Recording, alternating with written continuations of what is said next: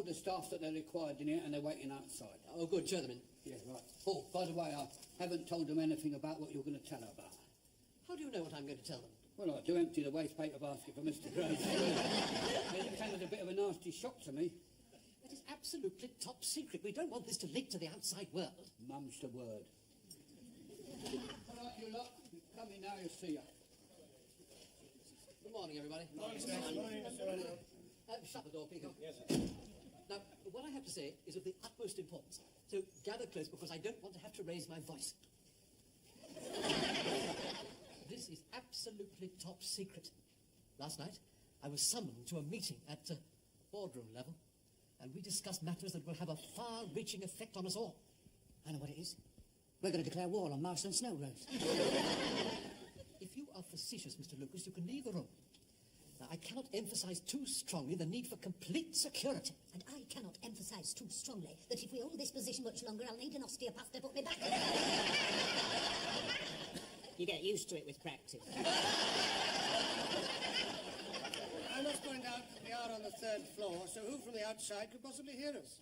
Someone very tall from Lillywhite. When I tell you what I'm going to tell you, you will all realize the reason for my concern. Well, get on with it then. Right.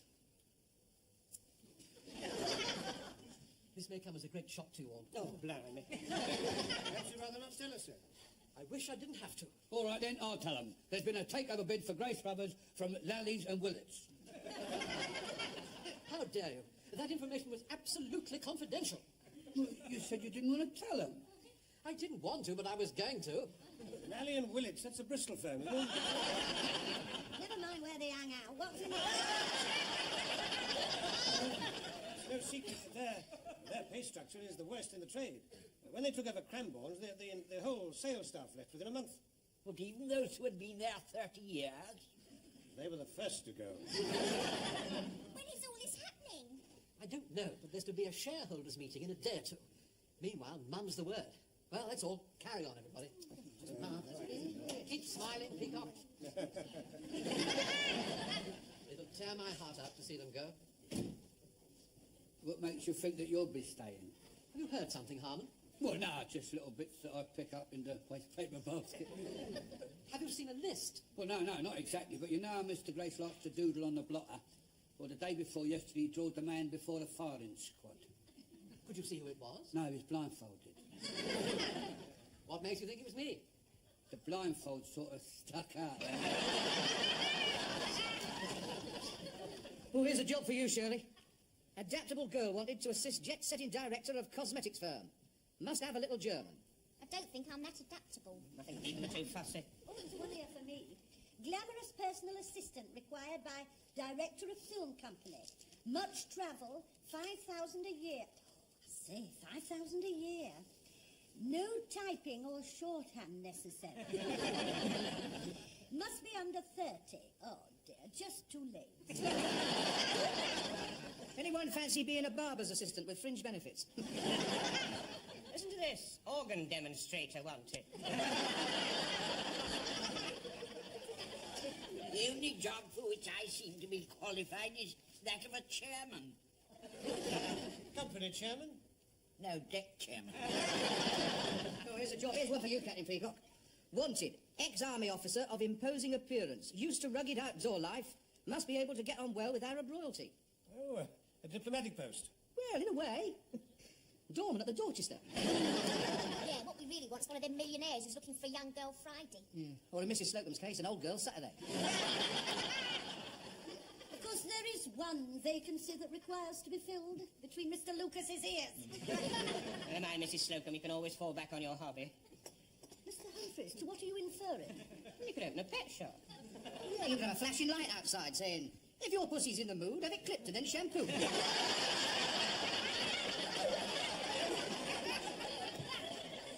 I'm afraid I shall never get another job at my age. Remember, Ernest, Churchill didn't come into his own until he was your age. No, but he had the whole country behind him. I've only got Mrs. Granger. And she hates having me in the kitchen all day. She says that I make the milk go sour. I'm sure we're all being too pessimistic. And apparently they have to put the bid to the shareholders, and they might not agree. Sorry to interrupt this jolly little gathering, but Mr. Rumble wants to see you all in the boardroom. Well, he can wait till we finished our coffee. Yeah, I mean, what does he want anyway? Some scheme he's got to save your jobs.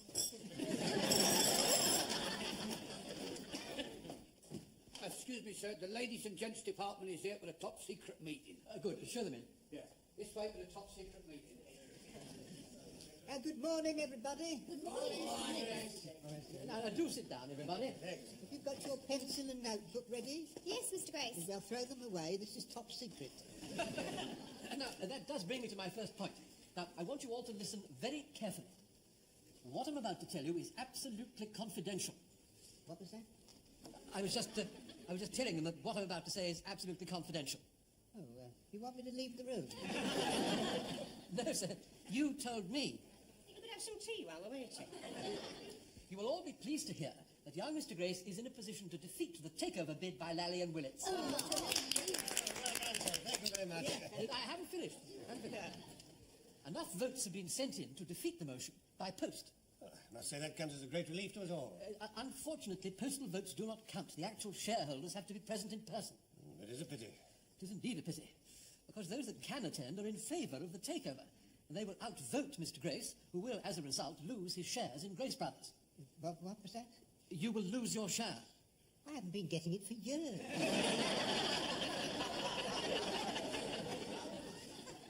The balance could be swayed by the attendance of just 4 more persons. Well, can't we get them here? They're abroad. Organ demonstrating. Here I come. Well, you will all agree that Mr. Grace has always been absolutely straightforward in all his business dealings. And he has come up with several straightforward, business-like solutions to all our problems. Mr. Grace? Huh? Oh, yes. Yeah. One, burn down the store, take the insurance and start up somewhere else. Well, it worked in 1928. 2, get the mafia to rub out the opposition. I got that one from Kojak. 3, hijack Mrs. Willis, lock her in the safe and throw away the combination. Why 5 4, photograph my secretary in bed with Mr. Willett. Oh, they did that in Colombo. 5, the ultimate weapon, photograph Mr. Humphreys in bed with Mr. Willett.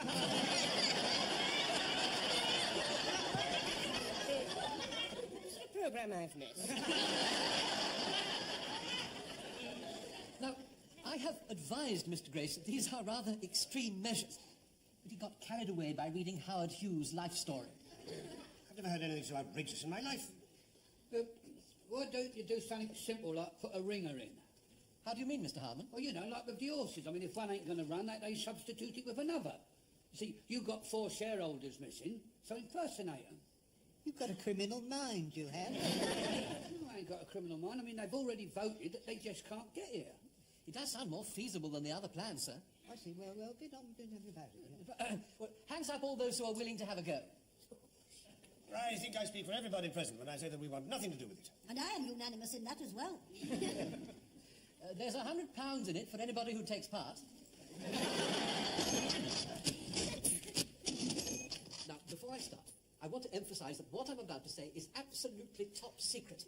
After he's done it, you think he's going to self-destruct in a puff of smoke? Now, we have obtained some background material on the absent shareholders. Now, the object is to choose which shareholders we can best impersonate. For which we get 100 quid. If chosen. Have any of you ever done any impersonations before? Mr. Humphreys has, but the case was dismissed for lack of evidence. I can do Winston Churchill. He wasn't a shareholder. I was once mistaken for a film star. Male or female? Well, I was wearing my hair down, and from the back I looked just like Veronica Lake. From the front Windermere Lake. Mr. Lucas. Which is one of the world's great beauty spots, Mrs. Slocum. Well, let's see what we have. There's Geoffrey Longman. He is 28, broad-shouldered, 6'2", blonde hair, blue eyes, wealthy yacht owner. I like the sound of that. You're not tall enough. I know, I just like the sound of it. And Andrew McNairn from Aberdeen, 45, landowner, ex-captain Scots Guards, moustache, dark hair. Scots were hay with Wallace blade. Scots one Bruce has often laid. Welcome to your gory bed or to victory. He has one ear missing. Not for £100. Sir Richard Ryan, 65, 5'6", landowner, Somerset. Oh, you could do that, Mr. Granger. Somerset. Oh, yeah, yeah. Educated at Eton. Oh, that's all right. We'll let you know. I think that's very good. Unfortunately, he has rather a lot of hair. We'll fix him up with something from the wig boutique. Right. Mr. Granger, you are Sir Richard. Oh, well, jolly good sow. All right, calm down. You've got the part. Now, this chap's quite a large shareholder, professional dancer. Oh, Mr. Humphreys does a bit of dancing, don't you, Mr. Humphreys? Oh, yes. The word versatile has been applied to me before. I must stop you. He only has one leg.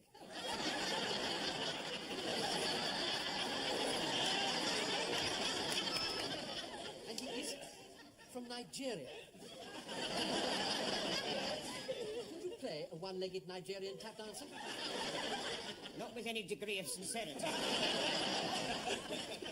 us women, don't we have any shares? Well, there is the Stapleforth family. Lady Stapleforth is described as 40-ish, stoutish, not very tallish, played hockey for Rodine. Well, I've done hockey. Her daughter, Lavinia, has an equal number of shares. She is 26, jet-setting playgirl, known to her friends as Bucky. You ever ask why? Well, to judge from the photograph, it's because she has prominent buck teeth. Well, we sell those in the joke department. I'm not wearing joke teeth. That's not the problem, Miss Brahms. The point is, are you young enough to pass off as my daughter? One doesn't wish to bring class into this, but Miss Brahms has got a very definite Cockney accent, which in itself is most charming, but could she pass herself off as a lady of quality? My background might be ever so humble, but A can talk just as hoity-toity as what you can. When required, so to do. Especially for 100 knicker. And whom is going to simulate my husband? Lord Stapleforth is about 55, a self-made man from the East End of London, salvage merchant. He made a life peer for his services to the scrap metal industry in the vicinity of 10 Downing Street. Core blimey, Governor, you're a toff. I've got big ones, small ones, some as big as your head. Give them a twist, flick of the wrist, and stick them around the Thank you, Captain Peacock. I hate to bring class into this, but you wouldn't last 5 minutes in Dockland. Very few of us would. I'm afraid we still need a middle-aged Cockney to play Mrs. Slocum's husband. Rosie Lee for Mr. Rumbold. I've spilt a drop in a saucer, so mind you don't get drops down your whistle. Perfect. What's perfect? The height, the age, the voice, exactly what Mrs. Slocum's looking for. What, him? Oh, no, I'd never marry him. I'd rather have Captain Peacock, even if he isn't good at it. Well, I could improve my performance if Miss Brahms gave me some lessons. Oh, no, it's something you have to pick up with your ear.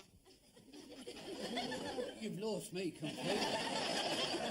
Right, it's really quite simple. Let me explain. Now, what I'm about to tell you is absolutely top secret. And you have to... I'm sorry I'm taking so long. Take as long as you like, my dear. Keep your chin up. It's not easy. Oh, shall I answer it? Yes, do. I could do with a break. My pacemaker a chance to keep up with me and no. That is bad news. I'll tell him right away. Oh, it's the chef and the waiter, sir. They were doing the lunch at the Brighton branch and their van's broken down. Oh, dear. Well, you'd better get me Mr. Rumbold. Yes. Can you cook? Well, no, sir. What can you do? Well, I'm...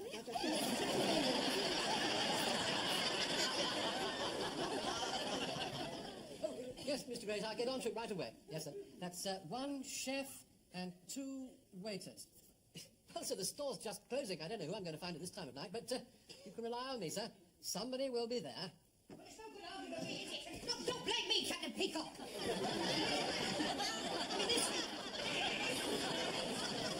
This soup's even too small for me. You'd look ridiculous in it, wouldn't you? It is quite absurd that you should be the head waiter while I have to be a commie. I mean, I have the dignity, the bearing, the personality. But you can't get into the suit. It just looks stupid. Well, I don't see why. I mean, in the best restaurants, you often see elderly men in a servile position.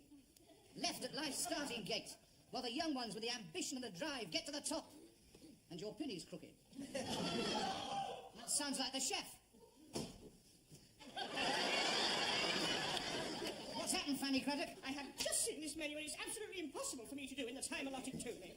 The menus have been specially printed for the occasion. Yes, well, in that case, get the people that's printed the menus to cook the meal. Listen to this. Bisque de barn, or gazpacho, or smoked eel, and that's just for starters. Well, smoked eel isn't difficult. Oh, isn't it? It is when it's been in the deep freeze. Get a blow lamp to that, it'll be ready for Christmas. And that's not all. Sole Veronique, followed by duck à l'orange, followed by bœuf en croûte, followed by syllabub or zabaglione, followed by my resignation because I'm not doing none of it. Mr. Humphreys, it is too late to get another cook now, and the whole future of Grace Brothers is at stake. I'm sure you can do something. I mean, we're all in this together. You don't think I enjoy being dressed like this, do you? I should think not, indeed, and your penny struck it. I keep telling you about that, Stephen. In spite of our assumed position, Mr. Lucas, I will not have you addressing me in that familiar fashion. Don't worry. I won't be familiar with you anymore, sir. In fact, when we get into the other room in there, I won't even address you at all. I shall just go... and you'll jump to it like you never jumped before. I think we must be very careful, Mr. Lucas. If we do save the firm, some of our lives are not going to be worth living. My life's not worth living now. My trousers are too tight and my potatoes are boiling over. If I can't find a tin opener, it's going to be a nail and a hammer and 2 holes in a can of vegetable soup with straws for everybody to suck it up with. Oh, we'd better see if everything's ready in the director's dining room. There you are. That's done it. It's much easier from the back. Oh, excuse me. These are the waiters, sir. Well, it was very short notice, wasn't it? Somebody will have to announce the guests. I'll do that with pleasure, sir. Well, you can't do that. I'm the head waiter round here. We can't have a common commie with introducing a guest with a crooked penny. Yeah, straighten your penny. Your trousers are too short. If I lower them to the correct length, sir, it might lead to complaints of a rather more serious sort. Don't worry, they'll ride down with wear. The guests are on their way up now, sir. Right, get ready, everybody. So I'll be over there by the door. Stephen, the sherry. One more insult from that man and these clothes are coming off. Don't start distracting me now, I'm very busy. There are 3 empty sherry glasses. Yes, one's in the trifle and 2 are in me. My lords, ladies and gentlemen. My lords, ladies and gentlemen, Mr. Henry Grant Hopkins. Your name, madam? Lady Weeble Abel Smith. Pardon? Lady Weeble Abel Smith. Lady Wibbler Smith.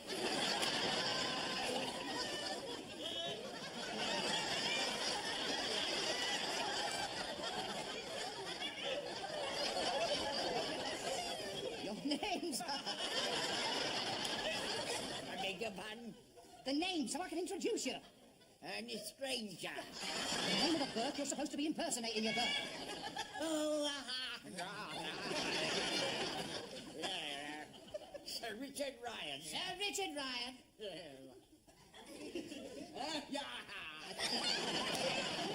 Good evening, Sir Richard. Nice of you.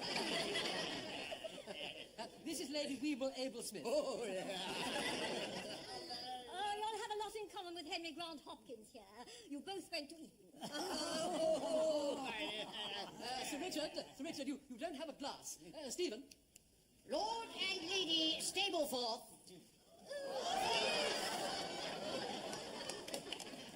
We got your message and we came from Monte Carlo before you could say nay. I don't think you know Lord Stablethorpe, nay hubby. I can't on it. Is your daughter not with you? Oh, you mean our Lavinia? Yeah, she's just tarting herself up in a powder room. The Honourable Lavinia Stablethorpe. Well, hello.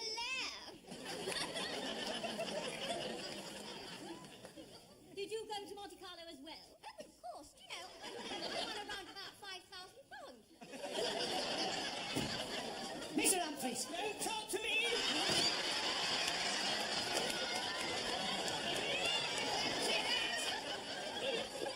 I put the oregano on number 9. I bent down to light the pilot light and poof! I was happy to get away with my life. They're not ready for the soup. They've only just started the sherry. Well, go and tell them their dinner's ready. They've just started the sherry. I have been slaving over that hearth stove for an hour now. I am not having my dinner ruined by a lot of drunken men. Now you finish up this soup.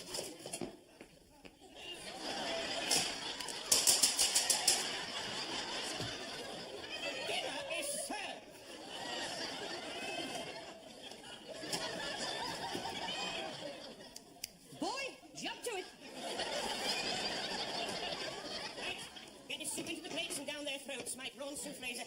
In 2 minutes it'll be ready.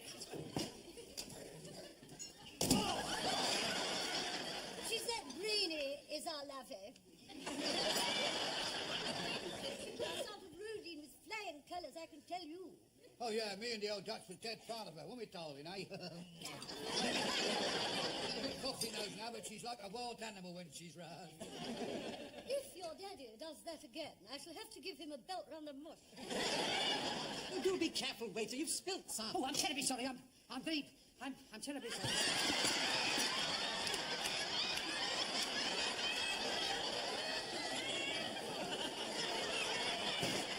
Mr. Humphreys, what on earth are you doing? My souffle's got out of control.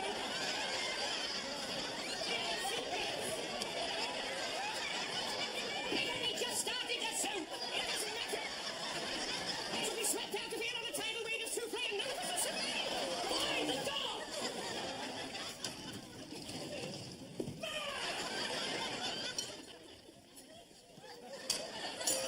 Right, Joe, them from below stairs is jolly nifty. I haven't even finished my Brian Windsor.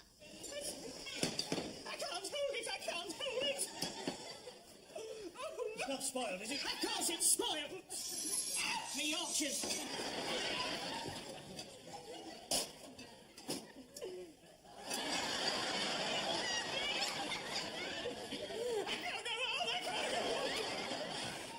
Oh, what do we do now? Give her the soup back. I think we'd better tell them that dinner is late and they should start the speeches. Right, you go and tell them. You're the head waiter.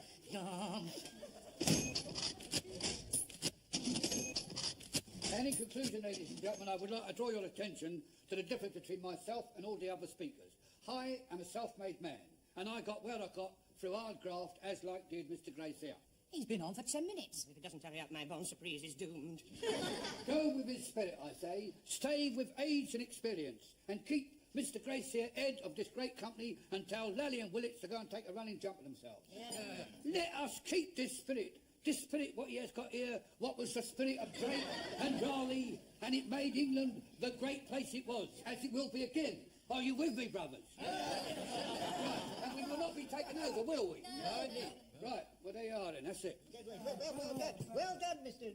What's his name? Lord Stapleforth. Well done. Well done. Yeah, well, now, I would like to put one further thing to the vote, and that is I move that young Mr. Grace here takes us out for a decent nosh at the best restaurant in a town. Would you believe it? They're all going out to dinner. Oh, that's typical of men. The minute the dinner's ready, they want to go on somewhere else. Go and ask them if we're invited. You're the head waiter. You're the shop steward. So I said to Harold at number 10, I don't want the others to think that just because I've seen you right with the dustbins that I'm going to get a peerage. Excuse me, sir. I hope that your invitation extends to those who worked so hard for you behind the scenes. Yes, of course, Stephen. Thank you. You're very kind, Your Lordship. Yes, well, all I've got to do is to put a phone call in and I'll let you eat with the staff in the kitchen. I'm not eating in the kitchen. They won't even let you in unless you straighten your pinny.